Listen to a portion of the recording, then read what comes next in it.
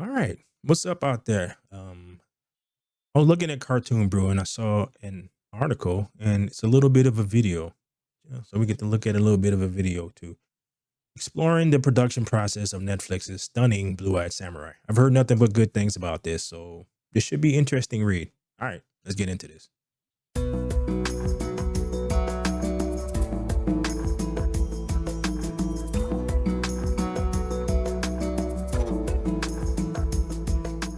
Okay. Make sure this works. All right. So this is an article on Cartoon Brew in conjunction with a video. All right. So, exploring the unique production process of Netflix's stunning Blue Eyed Samurai. I've seen some trailers for this. It's actually looks pretty cool. I'm kind of sharing. I don't really have Netflix. I keep deciding whether or not I'm going to get it or not. But if they keep getting more interesting stuff, I don't know. I may get it. Cartoon Brew and Netflix recently teamed up to host a special FYC screening of Blue Eyed Samurai in Burbank, followed by a conversation with supervising director and producer Jane Wu and production designer Toby Wilson, during which they shared behind the scene details and explained how the show's unique production process makes it stand apart from other animated series. Set in the Edo period of Japan, Blue Eye Samurai follows Mizu, a mixed race master of the sword who lives a life disguised seeking deliverance of revenge. The critically acclaimed series has won 6 Annie Awards and the Ace Eddie Award, which receiving 2 MPSE Golden Reels Award nomination and a Peabody Award nomination. Jane Wu, who has extensive history storyboarding for live action film series, including multiple Marvel movies such as Game of Thrones and The Walking Dead, equating her vision for Blue Eye Samurai to that of a fusion restaurant. It is traditional, and she said, but there's something about it that feels a little bit new because I've introducing a new ingredient in it, which is live action. Oh, that sounds cool. The show's unique approach involves staging and shooting action heavy sequences in live action. Who says that stunt heavy sequences are from Viz and a VFX driven live action films and series? She wanted to try applying this approach in animation, not only because it lends it lends authenticity. What the man? It lends authenticity to the martial arts movements, but it also reduces the workload for the storyboard artist. For this project, we hired stunt coordinator Sunny Sun, interesting name, who shot all the stunt sequences in China, which were then reinterpreted by the animation team for the final production. The designer Toby Wilson spoke in length about the Japanese visual influence in the series, particularly the work of woodblock printmaker and painter Hiroshi Yoshida, who was trained in both Akioi and Western painting traditions. His Akioi prints were a hybrid, explained Wilson. If you look at those compositions, they follow what we see more today as Hollywood style compositions. They don't have the stylized perspectives, but he utilized all the principles of Kioi and negative space, and notan and concentrating the contrast. So that's what we built off of. Wilson added, we are creating shapes and designing those shapes using value, notan principles of light and dark, clustering those high contrast areas where we want you looking for the focal point. And then within those shapes, we're controlling the textures. Wu gives credit to show creator Amber. Okay. Wu gives credit to show creators Amber Noizuma Sumi and Michael Green, well as Netflix for being supportive of the show's unconventional production pipeline. Just to have that much support for doing something that's never been done before is an amazing feeling. To learn more about this and how the production came together, we'll watch the whole conversation between them. All right. Before I get into the actual clip, this is what we need more of, people trying to do different stuff, because this is how you get innovation. And the thing that people are most worried about in terms of AI is something that AI, as of this moment, can't do. So to push back on that, we need more people, I guess, like this person who decided to try something different. So let's try this out and see how this goes. I took you to a fusion restaurant, right? It's traditional, but there's something about it that feels a little bit new because I've introduced a new ingredient into it, which is live action. Something incredible that we need to talk about is that, which goes way beyond anything that you see in TV, are the fight sequences in this. And my understanding is that you actually shot a lot Amidi, Sunny. The people have some interesting names. of these fight sequences beforehand, which I don't think has happened in TV animation. I've never heard of that happening. Maybe it has, I don't know. But can you talk a little bit about that process? Because it's very unique how you created these amazing action sequences. I'm trying to think. Has there been anything like that? Because I'm trying to think of any cartoon that has very detailed and intricate fighting in it. They have to have been doing something like this with anime, because there's a lot of anime that has like fighting in it. Because I know Cowboy Bebop, that is Bruce Lee's fighting style that the main guy is doing, and it's actually pretty fluid. So I wonder if they maybe film someone fighting there and just use the animators use that for like rotoscope or something like that. Because I know they have done rotoscope for certain things, but I'm not sure. So it's not unique in live action. Back in the day when I worked at Marvel, that's exactly what we did. Any of these stunt heavy sequences are stunt vised. So the stunt choreographer takes the camera, talk to the director, and we give just some direction. And he and the team he or she would then work out the choreography and shoot it out almost verbatim of how we would cut it to help with the rhythm of it all. So me having martial arts experience and the whole idea of being authentic, the last thing I wanted was a sequence with a fight and, how the sword was held or how the placement of the feet was wrong or was kind of guessed. I didn't want that. Also, That's good, because that lends some authenticity to the thing that you are making. And it's one of those things where most people won't notice, but you will appreciate it, because it will give more reality to the thing that you're watching, even though you probably don't notice the foot placement and how he's holding the sword or whatnot. it takes forever to board one of those sequences, and I didn't want to kill board artists. So the best thing to do was to hire a stunt team. And this is the Game of Thrones things where everybody has their expertise, and we weren't going to make somebody do what they don't do naturally, right? I know martial arts. I could have boarded it, but there's only one me, so I would have died too, and I don't want to die. So this came out of necessity of how this production needed to be made. So we took, I hired Sunny Sun, who's Great just, name. oh my God, he's just done so much in the stunt field. He's also a friend of mine.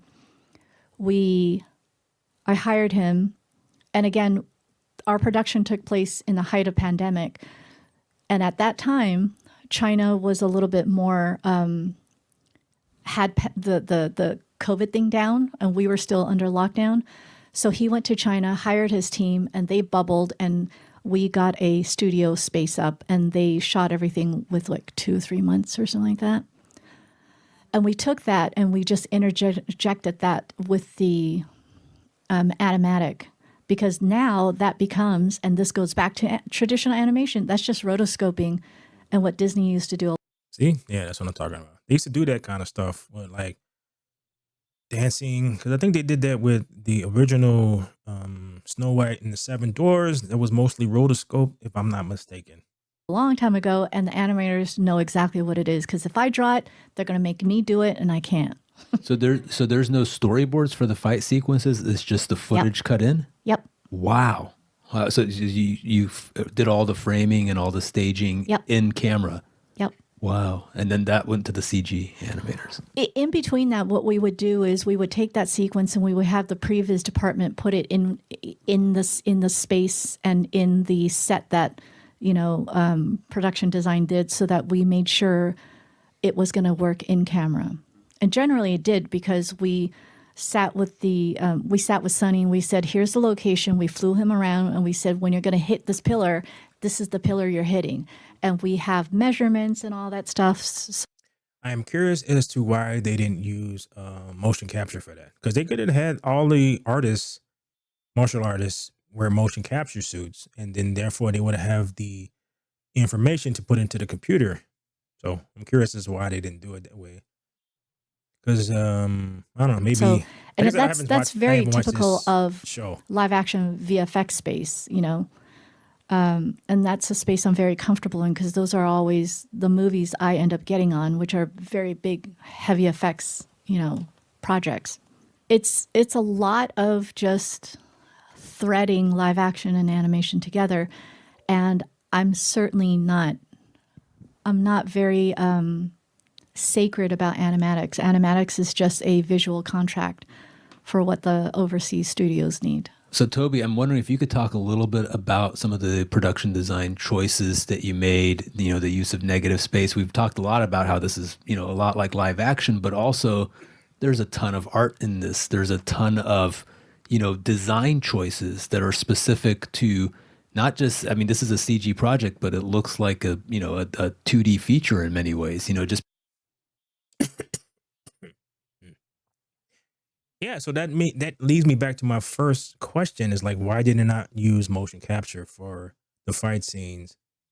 They could have still rotoscoped it, but it would have had an additional information. So let's see what he says. Because there's so much attention paid to negative space and to textural choices.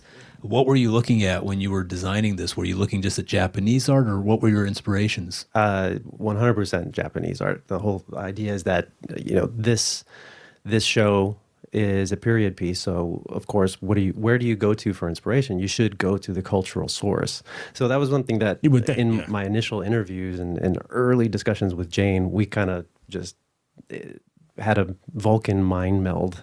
Because she's a Trekkie, by the way, you guys. Ah, you just outed me. So we had the Vulcan mind meld. We totally figured it out. So there was no arguing or anything like that. It was just, we knew what we needed to do. So she pointed me towards a specific artist that, hey, this is somebody that I've been looking at. His name is Yoshida Hiroshi. So Yoshida-san is classically trained in ukiyo-e, but also trained in European oil painting. Traveled the world, had been exposed to different cultures and different art. And his art form, his ukiyo-e prints are a hybrid. If you look at those compositions, they follow a more kind of what we see today as like a Hollywood style composition. They don't have the forced, stylized perspectives, but he utilizes all the principles of ukiyo-e, the negative space, the notan, concentrating the contrast. So that's what we built off of. We are creating shapes and designing those shapes using value, the notan principles of light and dark, clustering those high contrast areas where we want you looking, for the focal point. And then within those shapes, we are controlling the textures that are within them, so. This is pretty good information for anyone who is working on their own stuff. Yeah. He's giving out some gems here. That, these tree shapes, we only use these specific textures for the tree shapes, and for wood, we only use these textures for wood. So you don't use the same brush that you would to paint the stones that you would the wood. And that way you're making these stylistic choices, but it's all based off of. Well, it would also allow you to, if you do this for everything, so that when you see far off things in your stylized artwork, you'll be able to tell what things are in the distance based off of if you're only using certain textures and whatever, if you can make it out in the distance. So that's pretty interesting. Japanese ukiyo-e. So And how much of this was done? Was there like handwork involved? Is it all created in CG, the textures, or were you actually painting over it? How were you handling that? great question. It's both. So like I mentioned, we're 2.5D. So 90% of the backgrounds in our show are 2D painted, Oh, so matte but paintings. Right. they are projected onto geometry at times. So we'll use what's called camera mapping, which if you think back to the old multiplane cameras, to quote old Disney stuff, it works a lot like that, where you have layers of depth, flat layers painted, oriented towards camera. Then we do projection mapping. So if you need to see parallax, if you need a camera to raise up over a surface and see the front of the surface as well as the top, then So this is why, even though you have newer technology, you shouldn't ignore the old, because you can get an interesting, unique approach to things by incorporating that into what you're doing. So you don't, so you don't have to throw out the baby with the bathwater, as they say. we're projecting a painting on this surface and projecting a painting on that surface. So projection mapping. So that's all 2D. But then we also have scenes like a lot of the stunt viz where the camera's moving and whipping all around the characters and moving around. And so we needed to do full 3D builds because that would be insane to project a painting here and project there and there and there and there. You'd be doing like 30 projections for one shot sometimes. So we did full 3D build some, but what we did is we had our background painters work on the textures, and we worked a lot in Look Dev to try to get those 3D sets to look as close to the 2D as possible. So to answer your question, we did both.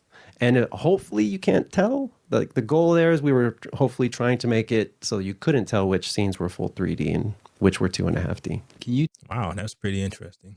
talk a little bit about the relationship with the creators and how you merged your visions, or were they coming in with ideas visually of how the show should look, or was that entirely up to you and they just passed along like, here's these great scripts? Yeah, but, because they haven't been in the animation space before, and they were very generous with not knowing and really saying that they didn't know. So, Well, I mean, that's how you learn. If, there's a old saying, you can't fill a full cup. So you should always acknowledge when you don't know something, because that's how you learn more stuff. we did talk in the very early stages of what philosophically it should be. And then through talking and then hiring teams, we slowly put together the looks and everything. And of course, the showrunners had their input. But I think one of the success to this show is that we all had the same vision, and nobody diverted. We all had the same vision, and we all were in lock and step with each other every step of the way. And on top of it all, Netflix, I don't say this very often, but my gosh, I'm working at a studio where I go, I want stunt viz. Okay. That was it. I want to do this. Okay. And it's just to have that much support to doing something that's never been done before. That is probably a very unusual thing in Hollywood nowadays. So that's probably why she's so shocked by this. It was an amazing feeling. And same thing with the showrunners. I said, I think I want to do this. I want to run the pipeline like this because this is not how animation does it, but I want to do it like this. Okay. That's an incredible feeling, you guys. They were like that with the look too. Yeah. Like they pretty much, we were pitching what things should look like, and hopefully we were just hitting home runs and they loved it. But yeah, we never really got any pushback. I know in that terms, it's a very boring story. There's no struggle. Well, the struggle was what was the struggle? The struggle was In the budget doing. and schedule. I mean, it's still a TV schedule, and basically what we're trying to do is, and again, let me step back a few years to when I first got this script, and I said, I want to do what Game of Thrones did for television. I want to do what Blue Eye Samurai is going to do for TV animation. And I got to call out to my buddy Ted here, who worked on Game of Thrones with me, or I worked on it with him. He was our VFX, one of our VFX supervisors, and I learned a lot from working on that show. Just how they did their pipeline and what kind of people worked on it, and the vision and how you put a team together. Everybody was such a Navy SEAL, and that's how you get the quality out on that show, right? So I basically took that pipeline and jammed it into our pipeline. And that's what I told the showrunners I want to do. I wanted to just up that level of TV series animation, right? And I wanted to see if we could, which is hard because we're trying to jam it into a TV schedule. And same thing like, Game of Thrones. They're trying to do feature level, but they're jamming it in a TV schedule. And it was hard. It's always hard. Well, we can't reveal anything about what's going to happen in the second season, but maybe more generally for people who are interested, can you talk a little bit about what you're hoping to accomplish on the second season? Anytime the creators on any show, we watch our own material, we're like, oh, all we can see are the things like, oh, I wish we could have done that. I wish we could have done this.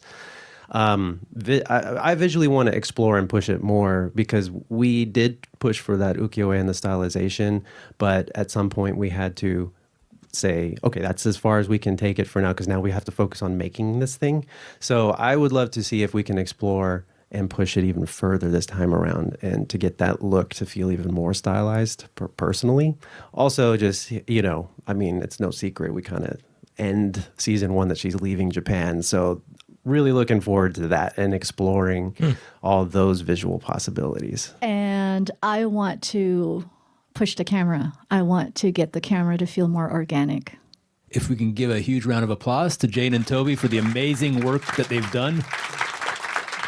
Hey, thanks for having us. Thanks for watching the show. All right. Okay. Yeah, that was pretty interesting. So I will definitely have to check that out.